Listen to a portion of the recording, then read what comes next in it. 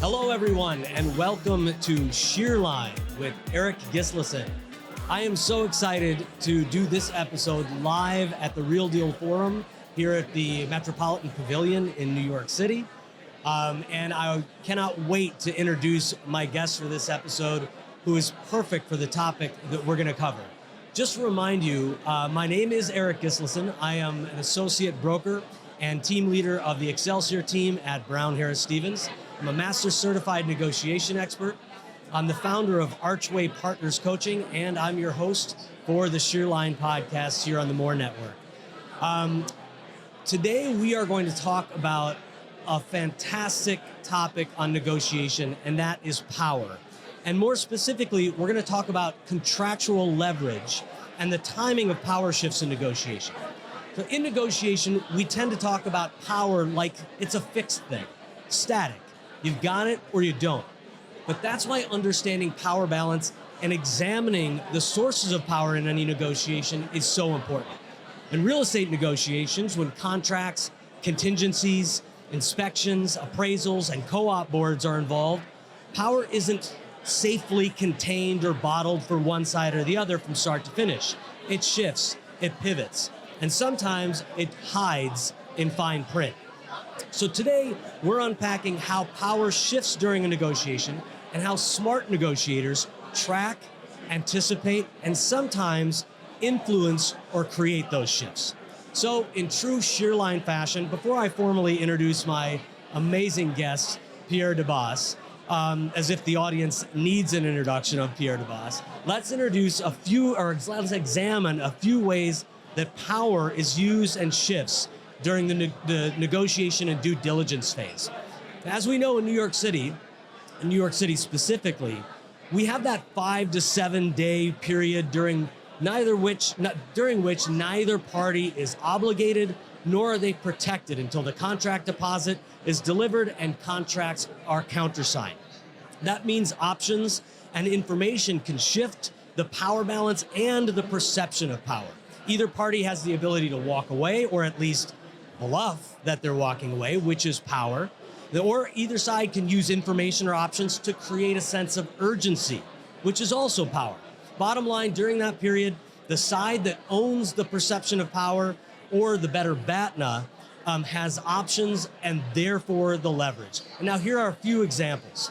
Number one, the buyer has the inspection performed before signing the contract, which potentially become tools to reopen the negotiation. At this stage, information becomes power. Or the seller informs the buyer that another potential buyer has emerged, or that another buyer has increased their offer in either price or terms, and that gives them the ability to ask the current buyer for more or to demand urgency. And then third, the attorney representing either side negotiates key points of their specific rider, contingency date, the on or about dates, or other key milestones, slightly or significantly shifting power and risk from one side to the other. So these aren't just logistics, they're leverage points. Smart negotiators use timing, deadlines, and contract language to keep pressure where they want it and release it when needed. So with that as our backdrop, it is my absolute pleasure to introduce our guest, Mr. Pierre Debbas, Esquire, partner and founding member of Romer Debbas Law Firm, which is regularly one of the top 3 of all real estate law firms in New York City, as ranked by The Real Deal based on dollar volume of residential and commercial transactions held in New York City. Pierre is frequently quoted and featured in the New York Times, Bloomberg TV, Fox Business, The Real Deal, and the Wall Street Journal, to name a few. And he's regularly a featured lecturer at several of the city's largest law firms. As you all know, the New York City brokerage community leans on Pierre and his firm for insights and intel that keep us at the top of our game. In addition, Pierre has been nominated for Super Lawyers for multiple consecutive years and has been named in New York Magazine's Leaders in the Law as one of the top New York attorneys in New York City. He's a resident of New York City, along with his wife and 2 boys who are 8 and 10. They are diehard New Yorkers and Yankees fanatics. And last, I want to mention this as my personal favorite. You'll argue with me, I'm sure, that your wife and kids are probably more important, but for me, I love the fact that you're a certified New York Department of State teacher of continuing education courses on the subject of residential and commercial real estate. That warms my heart. And on behalf of the industry, I thank you for all of what you do for the industry and for joining me here on Shear Line. Thanks, Eric. Thank you for both things. So, before I get into my first question, you know that real estate attorneys, especially attorneys like yourself who deal in the luxury space and therefore higher net worth clients, you live at the intersection of language, liability, and leverage, or power as we like to call it. You understand how power subtly shifts during different stages of the deal sheets, contingencies, due diligence, board approvals, contract signing, as I mentioned earlier. So where do you see power shifting most often in a transaction, and how do your clients use or sometimes miss those moments? You know, I always say, there's a great saying, negotiation is an art, not a science. And it's an ever fluid evolution on a transaction. And it depends on so many factors, right? Like market conditions. Like right now, we're going through an incredibly tumultuous time with tariffs, political battles, potential global trade wars. The 10-year treasury is fluctuating every single day by gross margins. That all impacts leverage for either party. You know, if we hit a point where you're in the middle of negotiation and rates tick up, the seller's more inclined to take a bird in hand out of fear for what's to come. And a buyer may say, you know what, I don't necessarily have to proceed. The sense of urgency I once had has definitely declined. And that we're seeing that on a day-to-day basis, right? So that can alter the balance of power in a negotiation 3, 4, 5 times over the course of a deal. I mean, over the course of a deal, I mean 5 to 10 days, right? Like in our negotiation process. So, you know, I really do think that you have to be cognizant of what's going on in the world. It's not just the skill set of, I know New York City residential real estate, I know what to look out for in conducting due diligence, I know a form contract. It's far greater than that, right? It's, I know what's going on in the economy. I know what's going on in the news. I know all the macroeconomic factors that go into the consumer's desire to proceed with the deal, right? And you got to take that all into consideration in determining what leverage you have. Yeah. You know, leverage is a funny word because it really depends on, you know, who else is in line, how many people are behind you. I used to say during the financial crisis when we were negotiating deals, I could rewrite a contract A to Z. I could get whatever, I could negotiate for whatever I want. Right. And then when the market is a aggressive bull seller's market, I'm lucky to get 20% of what I used to get. I could be the most brilliant lawyer in the world. I can write the greatest provisions. Market conditions dictate our success in negotiability more than anything, right? Yeah. And that really is a God's honest truth. Anybody tells you otherwise, lie.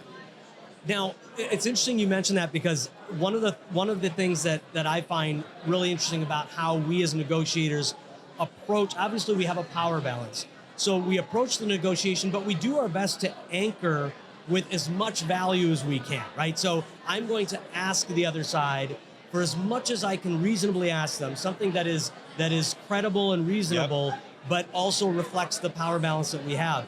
Do you use, even in a situation where maybe the market balance does favor the other side of the transaction, do you use anchoring to say, okay, look, I'm going to ask for these 10 things in hopes that depending on what my power balance is, that I can get 2 of them, 3 of them, 5 of them, as opposed to asking for 1 and getting nothing. Absolutely. I mean, that's where I say it's an art, right? Yeah. You're not going to go in and say, oh, these are the 3 most important things I want, and these are my only asks. Right. Then you'll get half of them.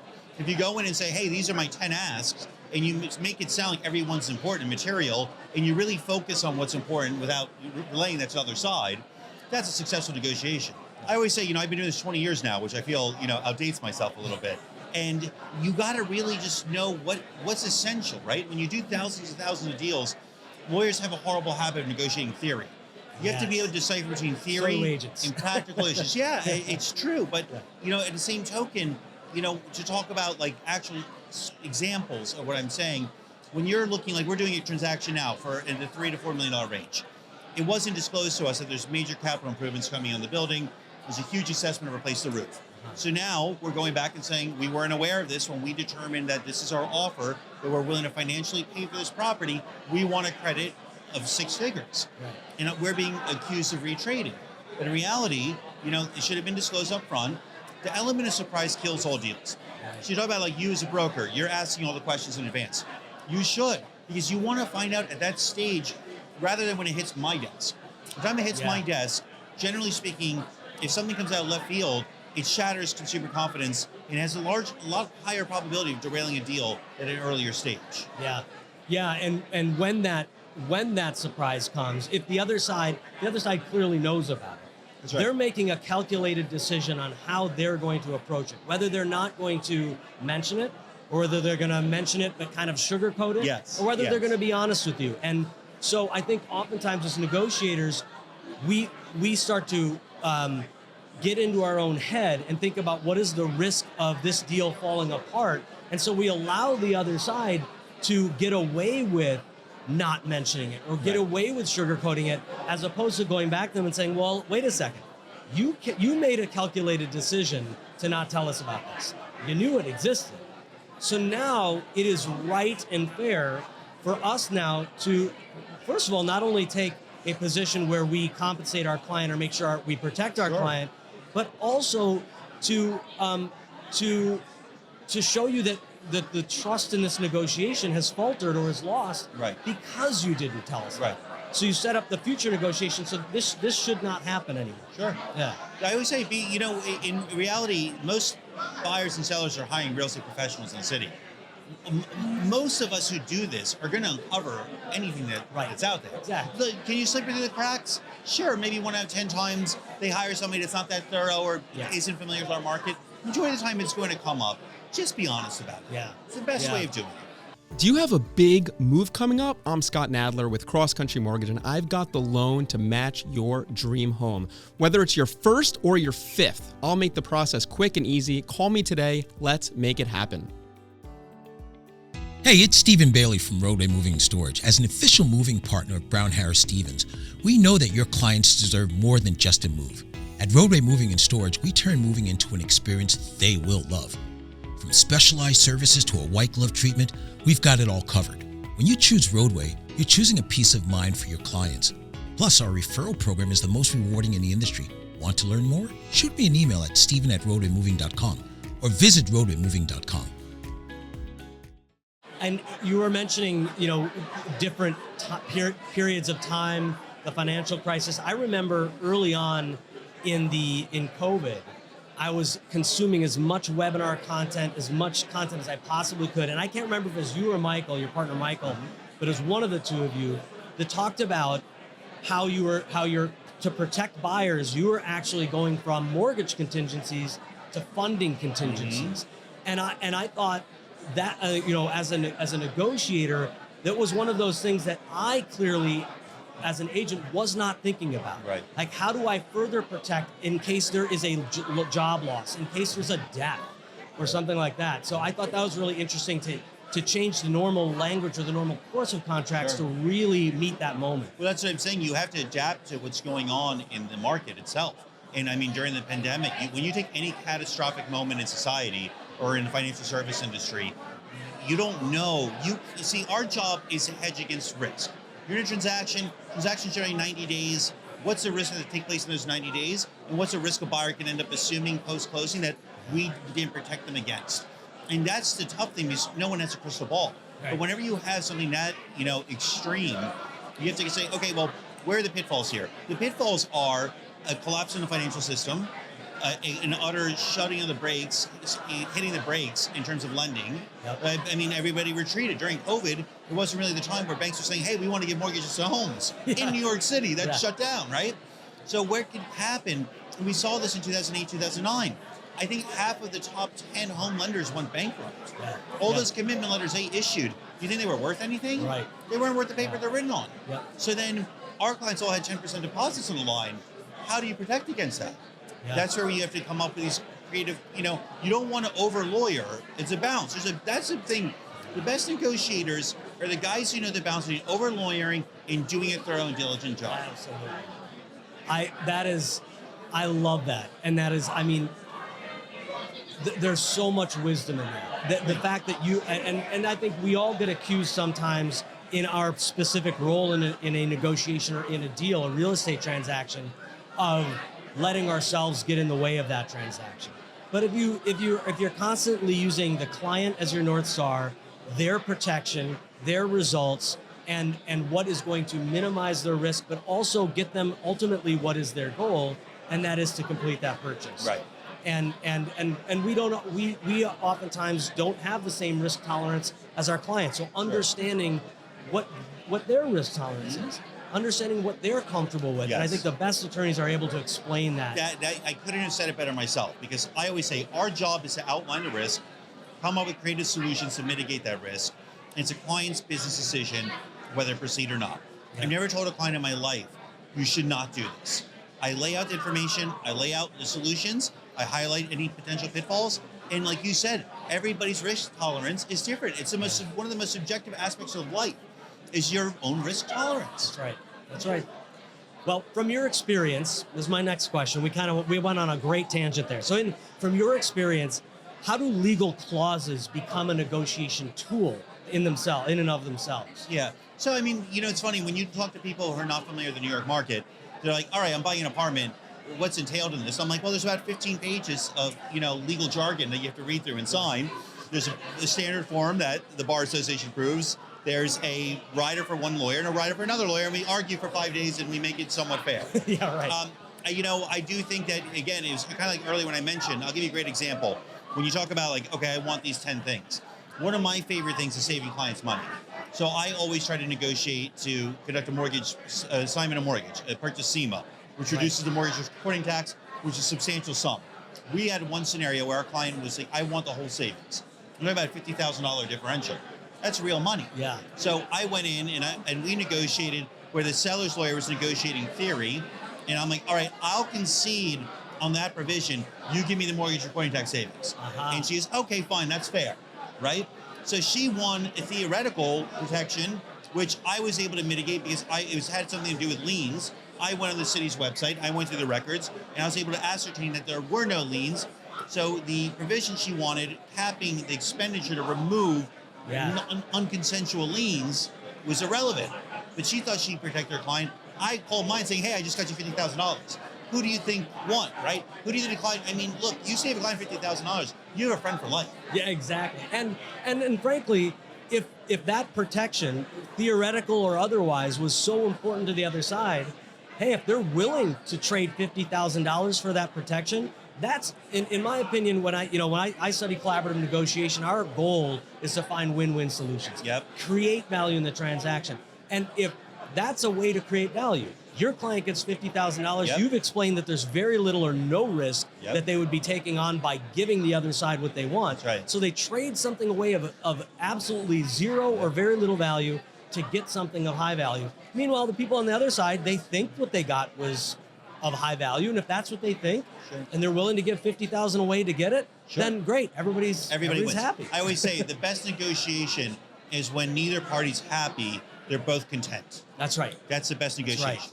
Yeah, everybody's going to give a little bit away. Mm-hmm. There's going to be a zone of possible agreement. How can I get the zone of possible agreement as close to what my client wants as I possibly? Yep. Right? Yeah, all right. So what are some common power mistakes you see clients or their agents make when understanding legal timelines in a negotiation? So, when you try to set arbitrary deadlines and sign, you don't know what's coming up. And whenever you're being arbitrarily pushed to sign, the first thing that jumps in your mind is, what are they hiding? There are time constraints, don't get me wrong. In an aggressive market, multiple offers, you're up against the clock, right? You don't have a choice. So there are circumstances where it's mandatory. But there's a lot of circumstances where it's arbitrarily put. And the moment you're exposed that it was arbitrarily put, then all of a sudden buyer takes a step back and says, I have all the leverage. You were not being forthright, and I'm now going to look for every hole in this I could. That's amazing. Yeah, and when you get the other side examining every small detail, when you send them on that path, time kills all deals. Time kills all deals. All deals. That's exactly right. All right, I'm going to ask you one more question on the real estate front, or on the negotiation front. Then we're going to get to our what I like to call our lightning round. I'm going to ask you a few fun questions. Right. Okay. So if you had to give one piece of advice to a buyer, a seller, or a real estate agent entering a negotiation today, what would you tell them about understanding the idea of power and the timing of their moves in a negotiation? Yeah, oh wow, that's a good one. I don't like to focus on power because the good thing about transactional lawyers and transactions in general, you generally have a common interest. You're trying to meet in the middle for the purpose of facilitating the transfer of a property. It's not like litigation where you're trying to cut someone's throat off all the time. So I think that it's important to keep that in mind. It's funny when you have investors come from other markets in the country, like, do you have anything off market? Is there a steal? Is there any distress? I mean, there's no steals in New York City. Yeah. I mean, it's 20 years. There's no steals, right? Like, it's the most affluent bubble in the world and one of the most sophisticated, educated markets in the world as well in terms of service providers and clientele. So you're not getting a steal. You got to strike a deal that you think is a fair deal. You got to execute it in a timely manner, and you got to be aware of what's going on in the market. You can't be asking for like. I had a request for a contingency the other day on tariffs. If tariffs slaughtered the stock market, I want to cancel the deal. And I'm like, no one's gonna consent to that, right? Yeah. And if I ask that, you're gonna lose all credibility. I have to do what the client instructs me to do, so long as it's ethical. It doesn't breach anything ethical. But I'm like, to be honest with you, it's rather embarrassing. Yeah. And this came up in 2016. I had a client look to buy new development prior to the 2016 election. He goes, I want a Trump contingency. If Trump's elected, I want to have the right to cancel the contract. So I think the world's going to end. And I'm like, then you shouldn't be transacting now. Right. Because I can't hedge against these risks. Because while it may not sound so crazy to add contingencies, if you don't know that word is not, you can't just be coming up with random contingencies. You're not going to be taken seriously. Yeah, and how can you define it? Exactly. Great. This beautiful set here at Studio 1873 is brought to you by the Everset. The Everset provides full-service staging and furniture rental solutions in the New York area. We work with Brown Harris Stevens and many other top real estate firms, staging their homes to sell quickly and at the highest price possible. Our staging is affordable without sacrificing quality or design. For more information, please visit us at staging.theeverset.com or email us at staging@theeverset.com to request a free proposal. What do you really need to know about buying or selling a home? First, it's serious business, and it's complicated. There's a lot of money on the table, and emotion too. You need an agent who knows the ropes. So, whether you're buying or selling your home, work with professionals who have a mastery of the craft. So I'm going to move on to our lightning round, and we have some music for our lightning round, as you'll hear on our podcast, and it goes. All right, so we're in our lightning round. All right, when you present or speak, generally, your audience, us, is clamoring for your advice, your guidance, your perspective, and because of that, we rarely get a chance to find out more about you personally. So, first question in the lightning round: can you tell us a bit about what shaped your upbringing and your life in New York City? Yeah, no. So I was actually born in Manhattan. My parents divorced when I was young. I split time between the suburbs of Washington, D.C. and New York. And as a little kid, I used to go to work with my dad every summer, and all I wanted to do was put on a suit and walk around with a briefcase and look like I'm important in New York City. And actually, in the beginning of my career, I actually carry one of those annoying briefcases every day. So I realized I don't even read what's in there when I go home. And then papers become a little bit irrelevant. So I live here full time. I'm married. I have two boys. My two boys are 8 and 10. They're the coolest little kids. I love raising them in the city. It's such a dynamic atmosphere for children. They're exposed to, the exposure that they have to culture, food, different ethnicities, like everything here. And I was telling you earlier, we're Yankee fanatics. Every free weekend we have. Every other weekend we have to be on the 4 train, go to Yankee Stadium. So it's just, for us, it's a great, it's fun. It gives me an ability to work a lot. I can be home in 20 minutes, 15 minutes. I can see them for a little bit. It's a great way to balance a demanding career and, being present for your family. Which is amazing. I mean, we have kids of almost the same age. Mine are 12 and 9. And I found the same thing. I never knew that I would enjoy raising kids in New York City as much as I do. Yep. We live in Jackson Heights, Queens, which is unbelievably diverse and one of the most diverse neighborhoods in the entire world. And raising kids in that cultural diversity and in this city that's so dynamic and there's so much to do. I never knew that raising kids in the city would be as much fun as it is. So Yeah, totally. I totally agree. there. I never thought I would do it. I thought they would be 2 to 4 years old. We'd move to the burbs, get a house, have a backyard, exactly. all that stuff that you're supposed to do. And I'm like, I don't want to leave. Right. I'm Yeah. like, this is great. Yeah, it's nice to get home in 15 or 20 minutes or to be able to pop out and go up to the Upper East Side to see one of their performances at 12. And people sometimes think that New York is inconvenient in that way, but in reality, there are so many conveniences about how you can get around, how you can make things happen, how you can try some food in this neighborhood and then go to a show in that neighborhood or things like that. It's really... It's the best part about it. Yeah, it's amazing. All right, so my last question to you. You mentioned you and your family are all Yankees fanatics. What is one of your favorite Yankees experiences or memories that you have? So I would say the World Series we went to last year, but the Yankees lost. So that can't be it. Yeah. We created a phenomenal tradition. The last 3 years, we go to spring training. So I started going when my little guy, I think, was 6 years old. And every year we go down to Florida, we go for 2-3 nights, catch a bunch of spring training games. They met Aaron Judge this past year, they met Aaron Judge. They go for batting practice. I mean, it's the coolest. Spring training is meant for children. If you're a baseball fan, you're doing your kids a disservice if you don't take them to spring training at least once in your life. My favorite thing. That's incredible. And that kind of tradition, I mean, those traditions those are the things that I remember as a kid with my dad, my mom, and I'm sure your kids will remember forever. I love that. All right, so Pierre, tell us how our audience can get in touch with you with all of the things that you're doing for our industry. Yeah, so we're on social media. Our firm's at Romer Debbas. My personal one's Pierre Debbas, ESQ. And, where our website is incredibly informative, romerdebbas.com. It has bios on all our attorneys, media appearances, summaries of recent transactions we've closed, all our different practice areas. Obviously, my information's there. And then I spend a lot of my time teaching continuing education classes, as you were mentioning earlier. And myself, my law partner, Mike Romer, our continuing education partner, Neil Garfinkel, is probably here somewhere. Yeah. We formed the leading online CE provider on the entire internet for all of New York State, the Real Estate Center for Success. Fantastic. So if you go to recenter4success.com, you'll see all our offerings. And I do a live class every month on Zoom that's free. Our offerings online, there's a small cost to them. But in order to continue giving content to the community, every month I do a live class on Zoom for an hour and a half. And I always come up with a new topic. Again, keeping tabs what's going on in the market, try to tailor a class to that. Also with balancing the required classes, the fundamental topics.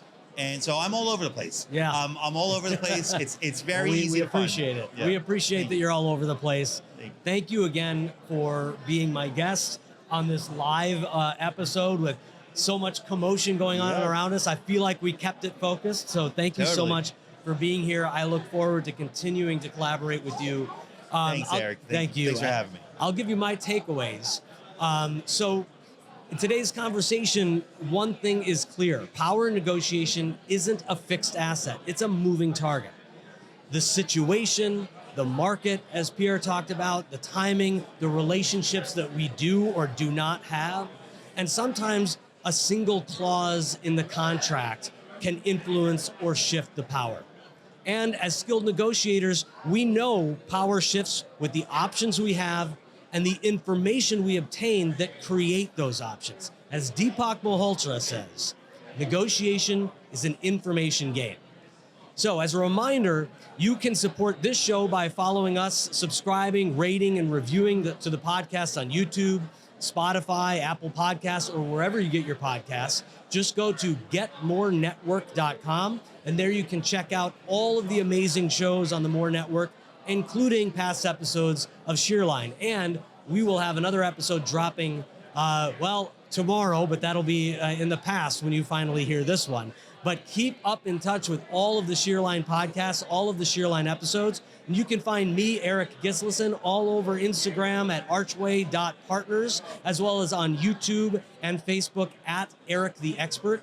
You can contact the Excelsior team at Brown Harris Stevens by going to bhsusa.com. And you can connect with my coaching company, Archway Partners Coaching, by visiting our website at archwaypartnersinc.com, where you can find information about one-on-one coaching, our group coaching, and all of our courses. And one last final sign off, as I like to do. There's a key for every lock, but it's the right combination of grooves, cuts, and teeth that lift the pins and create the shear line. Until next time, keep turning curiosity into connection, mystery into mastery, and keep unlocking what's possible. Thank you for joining us, everybody.